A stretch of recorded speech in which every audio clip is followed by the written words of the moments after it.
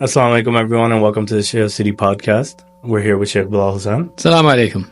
So Sheikh Bilal, a little while back we did a video series about a hadith of the Prophet, and it was about people you shouldn't say salam to. So So what's funny is right, I saw like somebody mentioned, said that, yeah, well, what about non-Muslims? It was like, hold on a second. The whole point of that was to say that this is a Muslim person that normally you would say salam to, but there are certain things a Muslim can do that cast them out of the range that it's not appropriate to greet them anymore. Even though every Muslim deserves a greeting, but the instruction of the Prophet is that there are certain things that you can do that can take you away from the fact that this is not a person you want to engage with. So there's a few questions that have arisen, and some of the videos have caught a lot of attraction. There's a lot of questions pertaining to the chess aspect. So even though that wasn't intentional, what we intended to talk about, right? But okay, let me kind of explain this, right?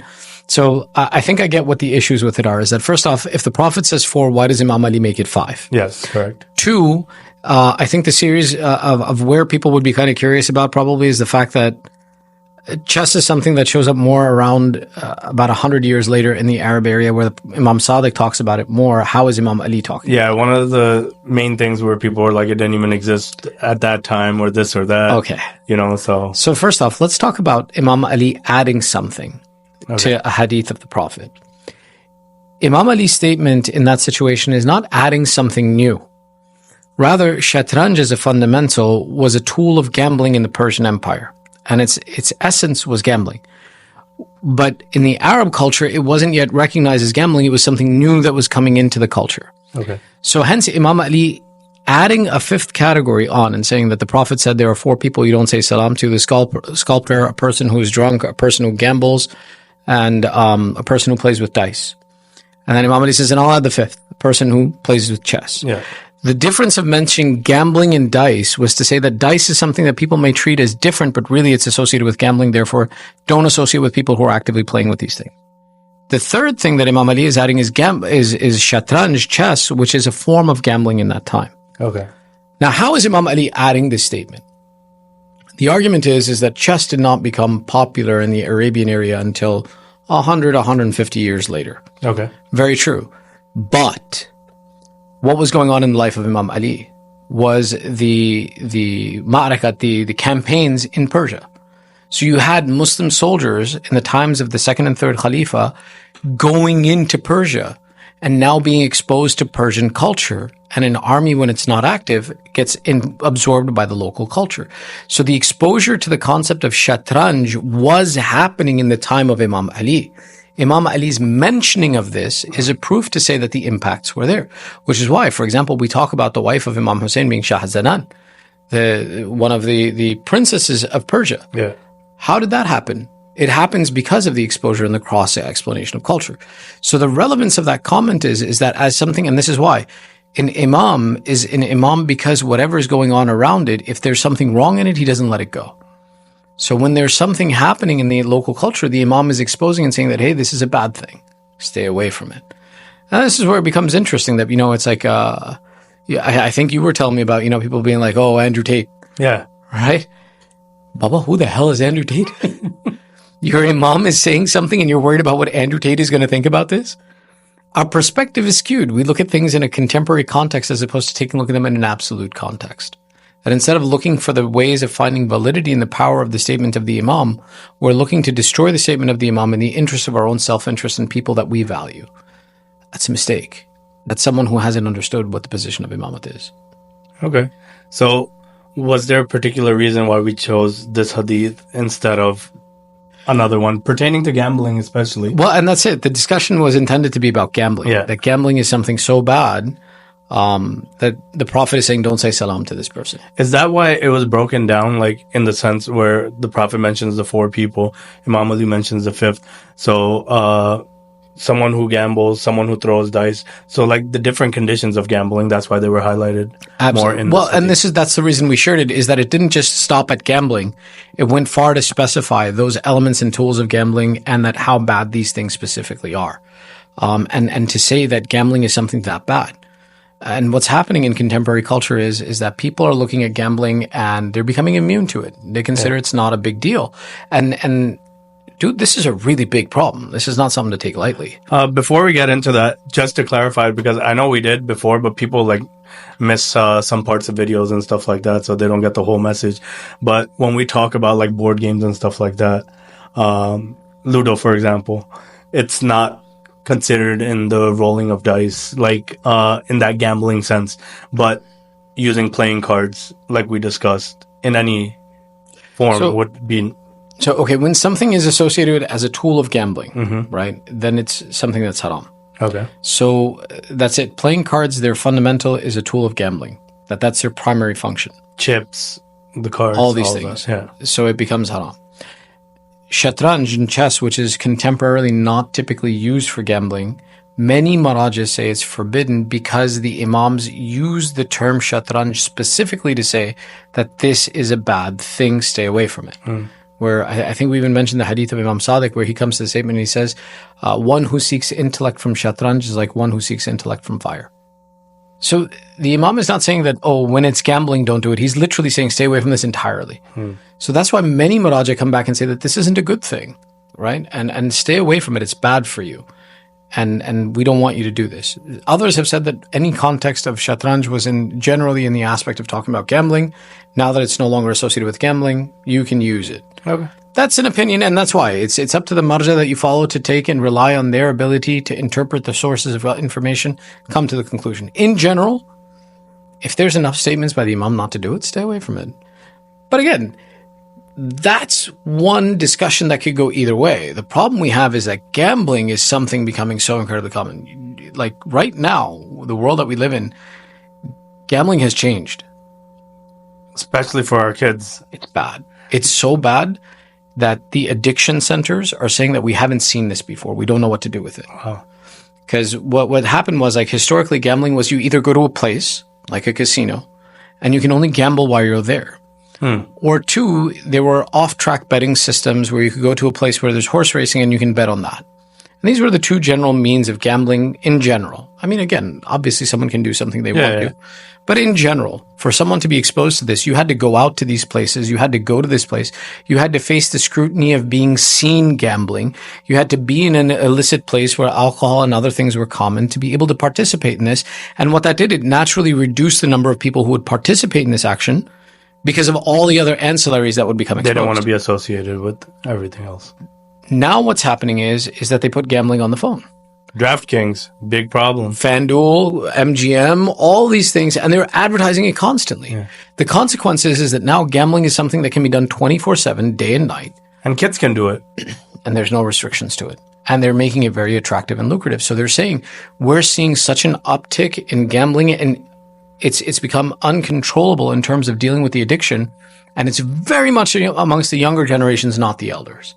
So those who aren't really big participants of it didn't get attracted to it. But those who are young and susceptible, the over-marketing, the hype, the ease of availability, the constant exposure, the game-like systems, and the idea of easy money. And there's such horrible, misleading advertisements about this that kids are getting attracted to it. And we're not talking about it. Us as Shia Muslim communities are not talking about gambling is haram. There is no situation where any Muslim can come up and say gambling is a good idea. Speaking of which, the lotto. Because a lot of people are like, all right, that's not technically gambling, or 100% it's gambling. So okay, let's talk about this, right?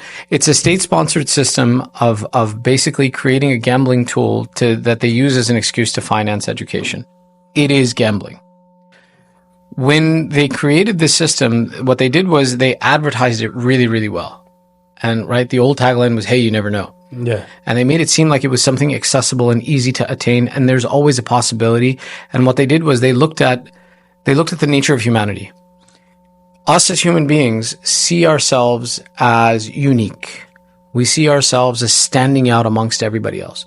No one looks at themselves and says that everybody is better than me and I'm nothing and I have no possession and I'm just like everybody else. Everybody wants that uniqueness in their character. So they marketed to it. And they made it feel like that you're just one step away, $1 away, $1 in a dream, right? from being a multimillionaire. And without any effort, you can possess all of this. Isn't like the statistics like you have a better chance of getting hit by electricity than 14 times you can get hit by lightning before you're even possibly in the range of winning the lottery.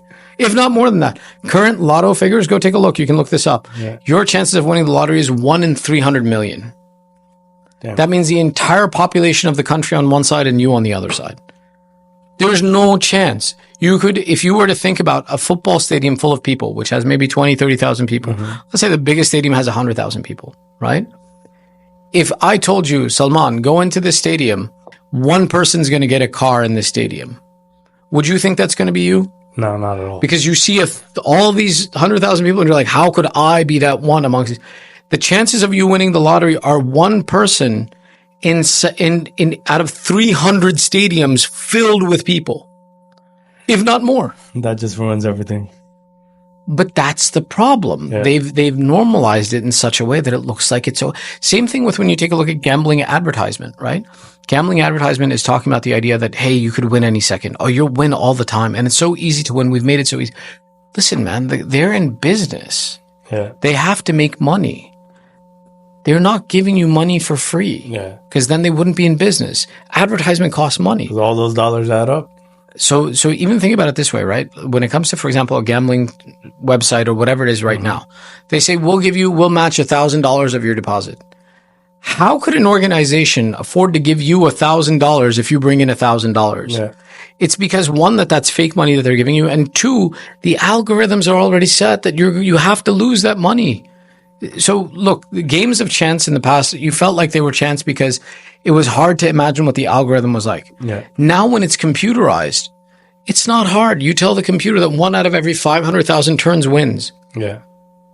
That means 500,000 people have to lose $1 before you win $1.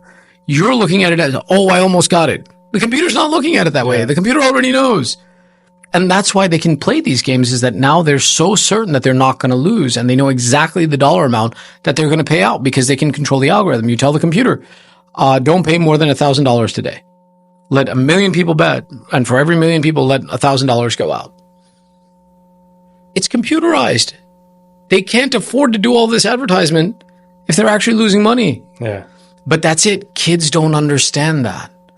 For a child, it looks like an opportunity to get free money. It makes them feel like it's possible. That's why it's the responsibility of the adults to talk about this. There's so many things that are bad that are out there that, for example, you may take for granted that I'm definitely never going to do this. Yeah.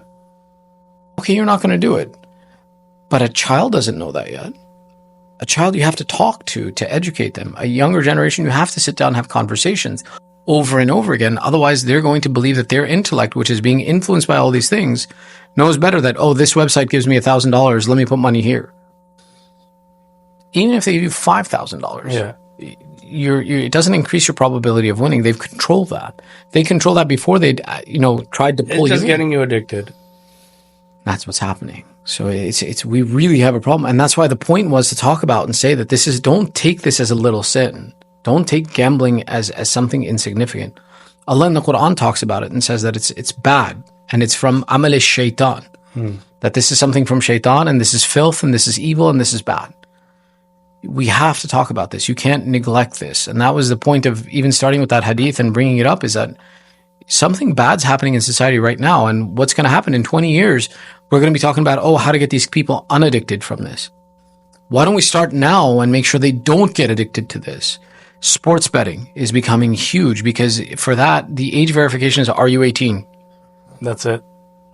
And then you can do it as long as you pay your bills. And most of these kids watch sports, so they think they're experts on it. Which, I mean, they probably are, but think about it. For a sportsbook betting or FanDuel to do sportsbook, they have to be sure that they make much more money than they lose. Yeah.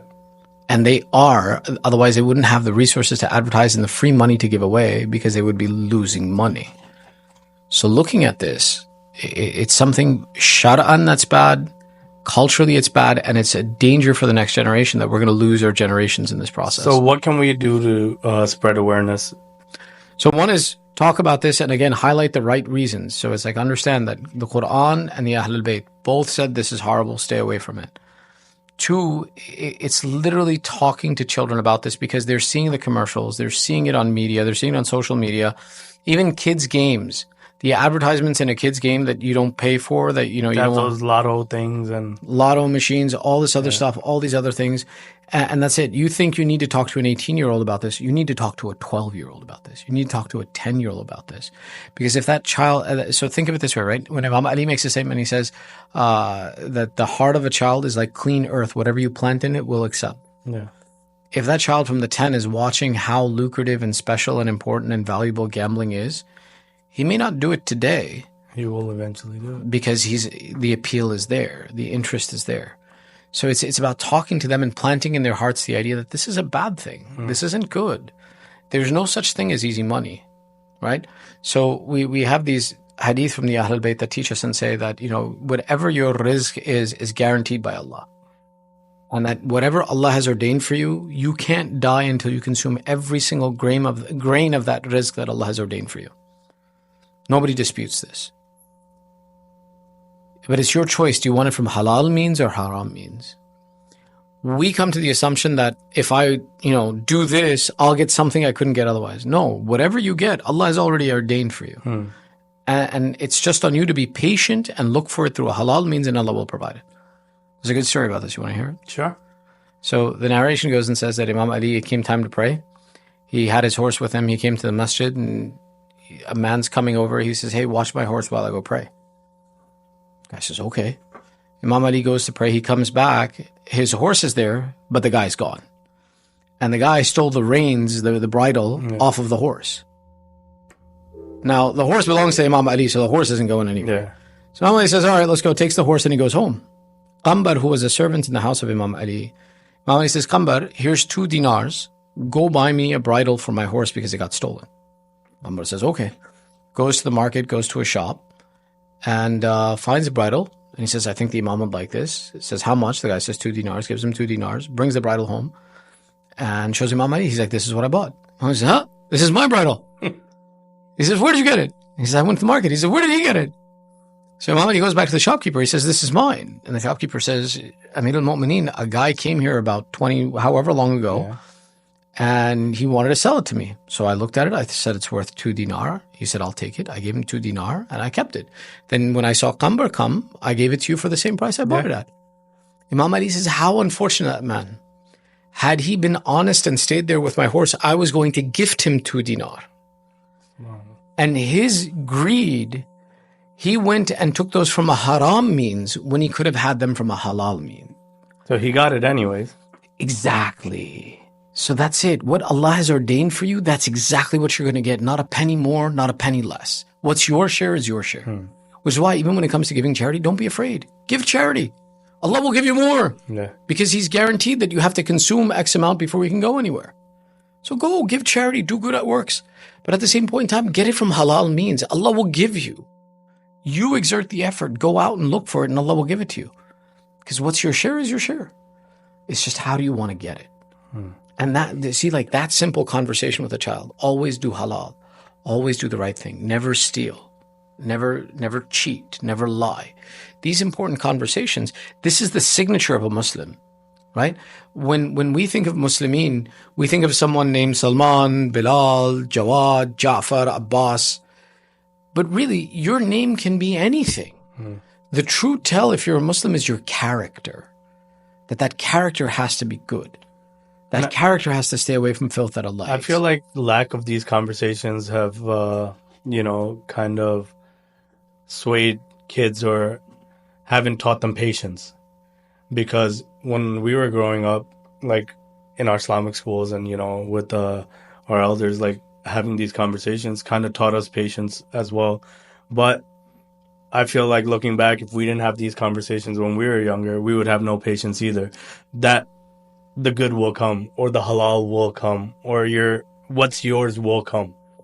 So, I mean, the truth of it is there are so many different means of being exposed to media now, right? It's not just your TV. It's not just a movie. It's constantly in your phone. It's constantly on your computer. It's constantly always around you.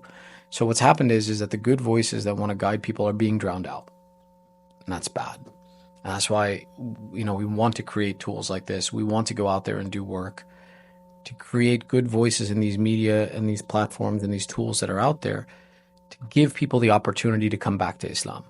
So which is why it's like I understand and I recognize that people can be hypercritical of something.